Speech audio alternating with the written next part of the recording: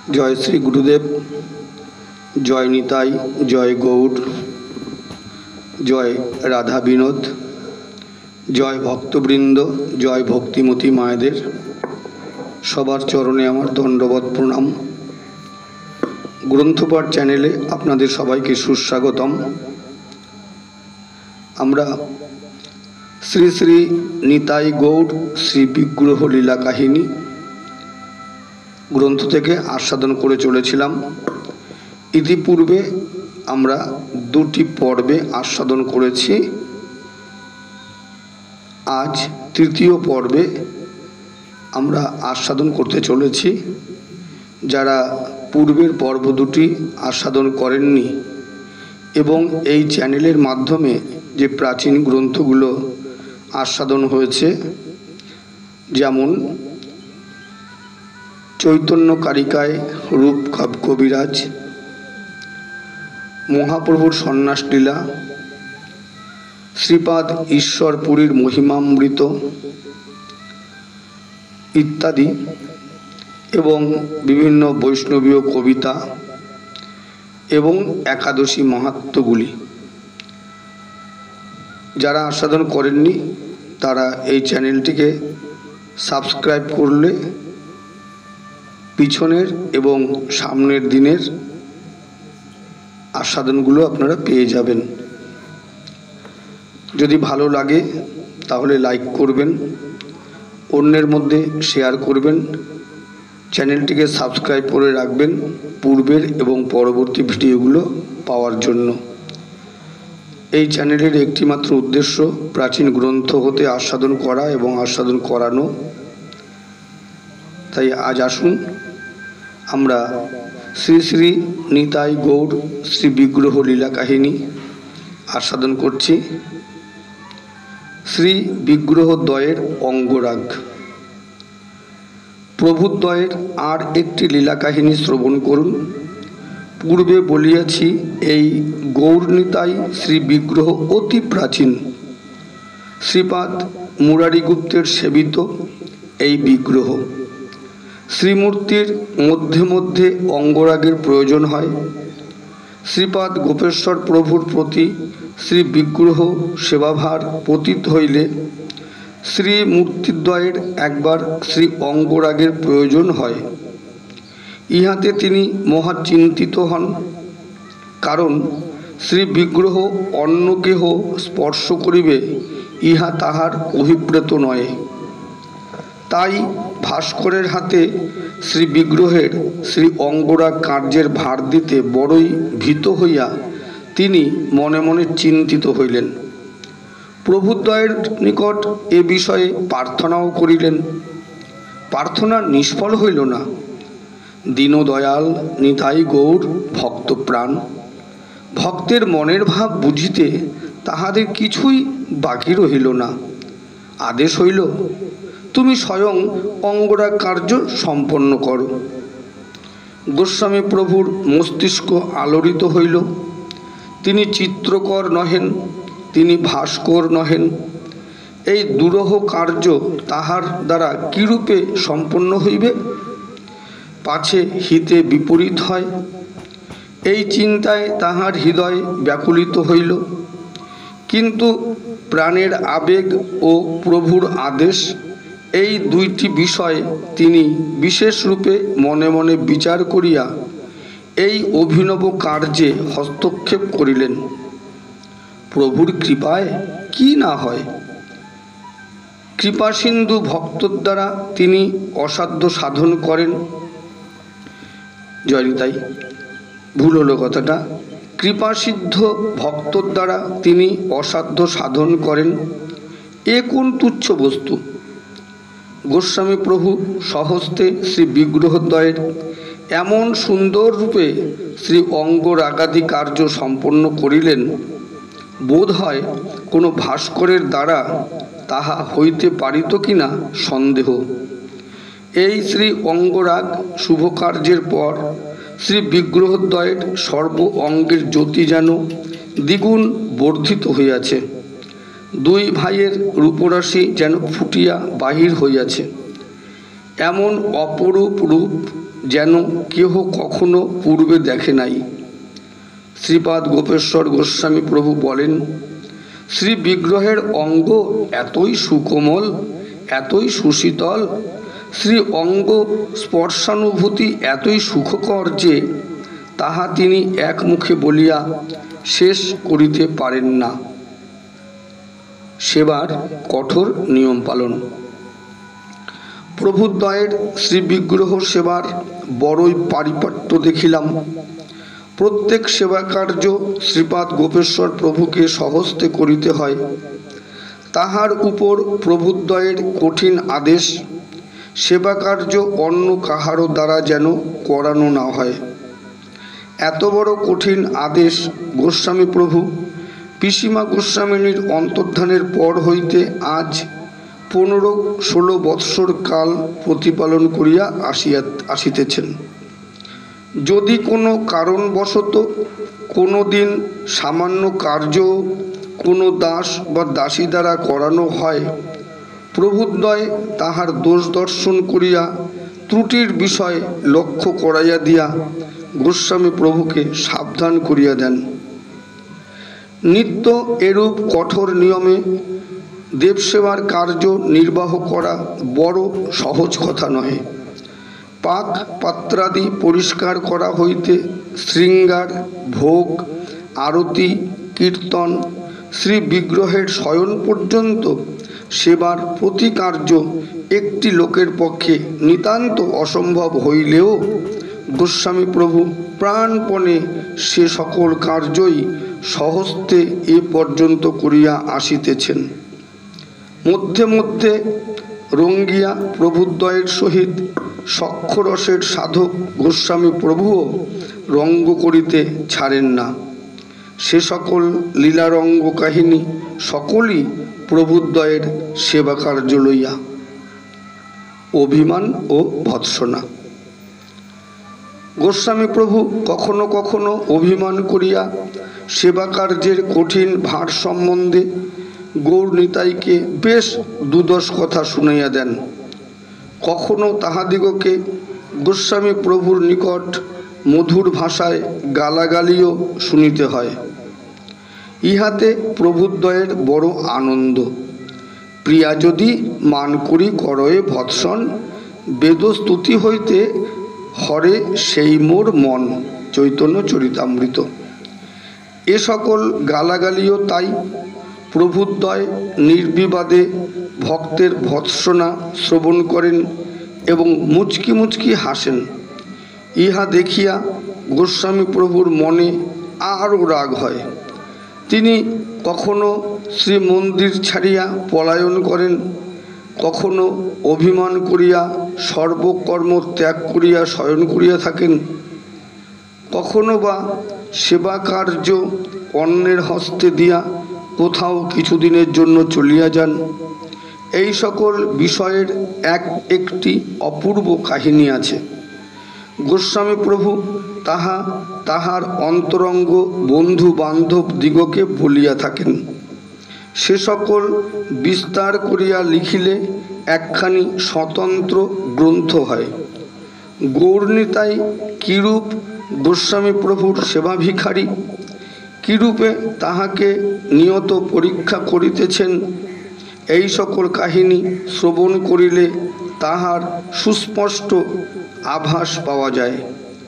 এ সকল কথা অনন্ত। প্রভুর লীলা রহস্য যেমন অদ্ভুত, তাহার মধুর লীলা সম্বন্ধীয় কাহিনীগুলিও তেমনই অলৌকিক।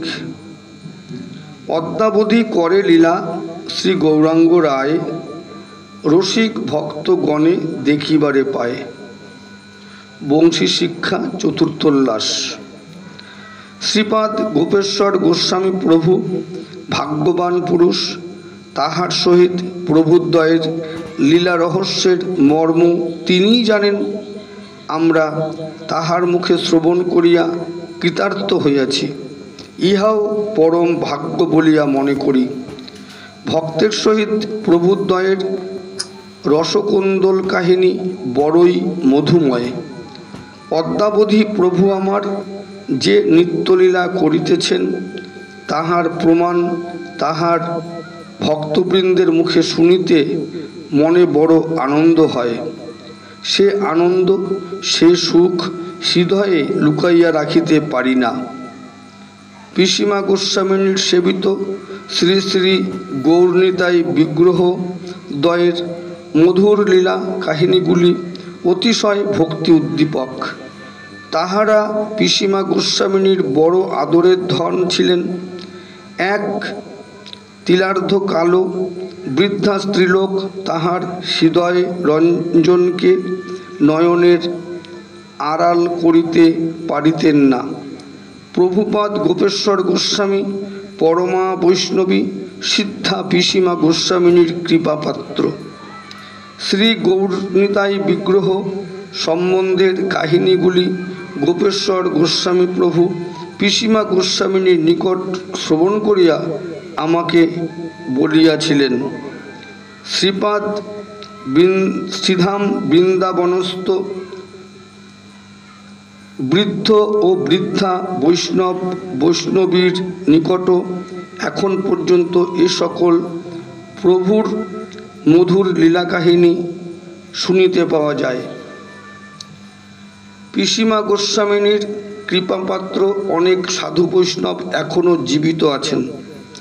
তাহাদের মুখেও আমি অনেক কাহিনী শুনিয়াছি এবং বর্ণিত কাহিনীগুলির যথার্থতার প্রমাণ পাইয়াছি। শ্রী গৌরনিতাইয়ের চরণ পাদুকা গৌরভক্তবৃন্দের চিত্ত বিনোদার্থ প্রভুদ্বয়ের অপূর্ব লীলা কাহিনীগুলি একে একে বর্ণনা করিয়া আত্মশোধন করিবার সাধনা বাসনা করিয়াছি। আজ ৩০-৩৫ বৎসরের কথা। শেরপুর বগুড়া নিবাসিনী জনৈক সম্ভ্রান্ত বংশীয়া স্ত্রীলোক শ্রাবণ মাসে শ্রীধামে ঝুলনোৎসব দেখিতে আসিয়াছিলেন। তিনি লুইবাজারে বনখণ্ডী মহল্লায় শ্রী গৌরনিতাই বিগ্রহের শ্রীমন্দিরের নিকট বাসা লইয়াছিলেন। তখন বর্ষাকাল। একদিন অল্প অল্প বৃষ্টি পড়িতেছে। শ্রীমন্দিরের দালানে বসিয়া পিসিমা গোস্বামিনী বাম হস্তে গৌরনিতাইয়ের পাখা টানিতেছেন আর মালা জপ করিতেছেন। বৃষ্টি ক্রমশ বাড়িতে আরম্ভ করিল। অপরাহ্ন সময় পিসিমা গোস্বামিনীর একটু তন্দ্রার আবেশ বোধ হইয়াছে। তিনি শ্রীমন্দিরের দালানে অর্ধ শয়ন অবস্থায় টানা পাখা টানিতেছেন।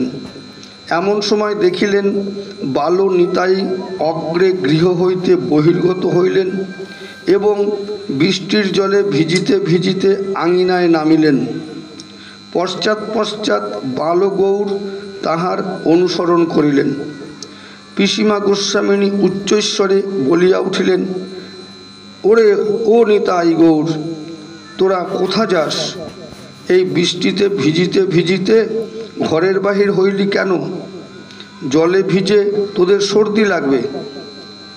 উভয়েই দ্রুত গতিতে শ্রীমন্দিরের বাহির হইলেন। পিসিমা গোস্বামিনীর দিকে চকিতে চাহিয়া বলিয়া গেলেন, কোথায় যাচ্ছি দেখবি ক্ষণ। পিসিমা গোস্বামিনী যেন জাগ্রত অবস্থায় এই স্বপ্ন দেখিলেন। পুনরায় যেন তাহার তন্দ্রা আসিল। এদিকে বালনিতাই গৌর নিকটবর্তী চিড়িয়াকুঞ্জে গিয়া উপস্থিত। এই কুঞ্জে শেরপুর বগুড়া নিবাসিনী পূর্ব কথিতা স্ত্রীলোকটি বাসা লইয়াছিলেন। তিনিও তৎকালে নিদ্রিতা ছিলেন। গৌরনিতাই দুই ভাইয়ে মিলিয়া সেই পরম সৌভাগ্যশালিনী স্ত্রীলোকটির শিরদেশে বসিয়া যেন মাথায় হাত দিয়া উঠাইতেছেন। এইরূপী স্বপ্নাবেশে স্ত্রীলোকটি বালনিতাই গৌরের কণ্ঠ নিঃসৃত সুমধুর ধ্বনি শুনিলেন, এখানে ঘুমোতে এসেছ, ওঠো। স্বপ্নাবস্থায় নিদ্রিতা স্ত্রীলোকটি জিজ্ঞাসা করিলেন, তোমরা কে গা? উত্তর পাইলেন, আমাদের নাম নিতাই গৌর, আমরা বনখণ্ডির পিসিমার ছেলে। ভাগ্যবতী স্ত্রীলোকটি পুনরায় জিজ্ঞাসা করিলেন, তোমরা পিসিমার ছেলে কি করিয়া হইলে, বুঝিলাম না তো। উত্তর হইল, পাড়ার লোকে আমাদের পিসিমার বেটা বলে, বৃন্দাবনে সবাই আমাদের জানে। পুনরায় প্রশ্ন হইল, তোমরা এখানে কেন? উত্তর হইল, দেখ আমাদের পায়ে কাদা, ঠান্ডা লাগছে, তুই আমাদের খড়ম দে। ভাগ্যবতী স্ত্রীলোকটি গৌরনিতাইয়ের অপরূপ রূপ দেখিয়া মোহিত হইলেন। এত রূপের ছেলে তিনি আর কখনো দেখেন নাই। তাহার নিদ্রাভঙ্গে স্বপ্নবৃত্তান্ত মনে জাগিয়া উঠিল। বাল গৌরনিতাইয়ের রূপে তিনি আত্মহারা হইয়া কাঁদিতে কাঁদিতে গৃহের বাহির হইলেন। তখন অপরাহ্ন, সন্ধ্যার প্রাক্কাল, তখনও অল্প অল্প বৃষ্টি পড়িতেছে। শ্রীধামে তিনি নবাগতা, মহল্লার কাহারও সহিত তাহার পরিচয় নাই। পথে যাহাকে দেখেন তাহাকে জিজ্ঞাসা করেন, পিসিমার বেটা নিতাই গৌরের বাড়ি কোথা গো? একজন ব্রজবাসী বনখণ্ডির গৌরনিতাইয়ের শ্রীমন্দির দেখাইয়া দিল। স্ত্রীলোকটি কাঁদিতে কাঁদিতে মন্দিরে প্রবেশ করিলেন। পিসিমা গোস্বামিনী মন্দিরের দালানে বসিয়া তখনও পাখা টানিতেছেন আর জপ করিতেছেন। তাহাকে দেখিয়া স্ত্রীলোকটি জিজ্ঞাসা করিলেন, এই কি গৌরনিতাইয়ের পিসিমার বাড়ি? পিসিমা গোস্বামিনী উত্তর করিলেন, হ্যাঁ মা, এই পিসিমার বেটা নিতাই গৌরের বাড়ি। তুমি কাঁদিতেছ কেন মা? স্ত্রীলোকটি আশ্বাসিত হইয়া জিজ্ঞাসা করিলেন, মাগো, তোমার ছেলে দুটি কোথায়, আমি একবার দেখিব। পিসিমা গোস্বামিনী আদর করিয়া তাহাকে বসাইয়া শ্রীমন্দিরের দ্বার খুলিলেন। স্ত্রীলোকটি তখন যাহা দেখিলেন তাহাতে তাহার প্রাণ কাঁদিয়া উঠিল, নয়নে প্রেমাশ্রু বহিল, সর্ব অঙ্গ পুলকে পরিপূরিত হইল। তিনি আর কথা কহিতে পারিলেন না, মূর্ছিতাবস্থায় অনেকক্ষণ রহিলেন। পরে আত্মসম্বরণ করিয়া পিসিমা গোস্বামিনীর নিকট তাহার স্বপ্নবৃত্তান্ত খুলিয়া বলিলেন। সেই সকল স্বপ্ন কথা কাঁদিতে কাঁদিতে একে একে বলেন, আর বাল গৌরনিতাইয়ের বদনচন্দ্রের প্রতি চাহেন। তিনি দেখিলেন স্বপ্নদৃষ্ট বালকদ্বয় এই মন্দিরেই শ্রী বিগ্রহরূপে বিরাজমান। সেই দুটি ছেলেই এই, ইহারাই পিসিমার বেটা গৌরনিতাই। তখন তিনি গৌরনিতাইকে চিনিয়া ফেলিলেন, আর ছাড়িতে পারিলেন না। পিসিমা গোস্বামিনীও তাহার সেই দিনের তন্দ্রাবেশের স্বপ্নবৃত্তান্ত কহিলেন। দুজনের গলা চড়াইয়া ধরিয়া অনেকক্ষণ ঝুরিলেন। তাহাদের প্রাণে যে আজ কত আনন্দ, তাহা আর কি বলিব। স্ত্রীলোকটি তাহার মনোচর বালনিতাই গৌরের জন্য রৌপ্য নির্মিত 2 জোড়া উত্তম খড়ম তৈয়ারি করিয়া দিলেন। সেই খড়মদ্বয় এখনও শ্রীমন্দিরে বর্তমান। প্রভুদ্বয় তাহা নিত্য ব্যবহার করেন। এই সৌভাগ্যবতী রমণীর অদৃষ্ট দেখিয়া কত লোকের হিংসা হইত। পিসিমা গোস্বামিনী তাহার ছেলে দুইটির কাণ্ড দেখিয়া অবাক। তিনি আদর করিয়া সেই দিন তাহার আদরের ধন গৌরনিতাইকে বলিলেন, বাপধন, তোরা আমার 7 রাজার ধন, তোদের পেয়ে আমি সব ভুলিয়াছি। আমি দরিদ্রা, কি কোথা পাব? তোদের প্রয়োজনীয় দ্রব্যাদি তোরাই জোগাড় করিয়া লইতেছিস। ইহাতে তোদের দুঃখিনী মায়ের আনন্দই হয়। তবে তোরা অমন করে ভিজে ভিজে কোথাও যাসনি, তোদের অসুখ হবে। পিসিমা গোস্বামিনীর কি অপূর্ব বাৎসল্য ভাব দেখুন। তিনি বাৎসল্যভাবেই জগতের নাথ গৌর নিতাইকে স্নেহরজ্জুতে বাঁধিয়া রাখিয়াছিলেন। তাহার পবিত্র নাম স্মরণে জীবের মঙ্গল হয়। জয় পিসিমা গোস্বামিনীর জয়, জয় পিসিমা গোস্বামিনীর জয়, জয় পিসিমা গোস্বামিনীর জয়।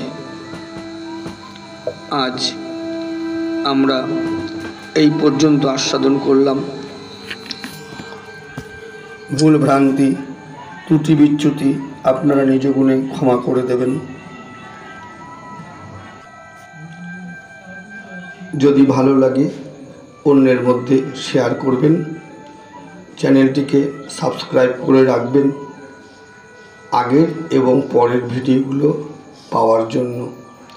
এই চ্যানেলের একটিমাত্র উদ্দেশ্য প্রাচীন গ্রন্থ থেকে আস্বাদন করা এবং আস্বাদন করানো। আমরা বহু লীলা কথা শ্রবণ করি, লীলা কীর্তনেও শ্রবণ করি, যার অনেকটাই কোনো গ্রন্থে নেই। এই কারণে প্রাচীন গ্রন্থ থেকে যাতে অথেন্টিকভাবে আমরা কাহিনীগুলো আস্বাদন করতে পারি, তার জন্যই আমার এই প্রয়াস। আপনারা কৃপা করবেন যেন আপনাদের সেবায় লেগে থাকতে পারি। শ্রী গুরু প্রেমানন্দে নিতাই গৌর সীতানাথ হরি হরি বল। শ্রী শ্রী রাধা শ্যাম সুন্দর প্রেমানন্দে হরি হরি বল। সাধু গুরু বৈষ্ণব প্রেমানন্দে হরি হরি বল।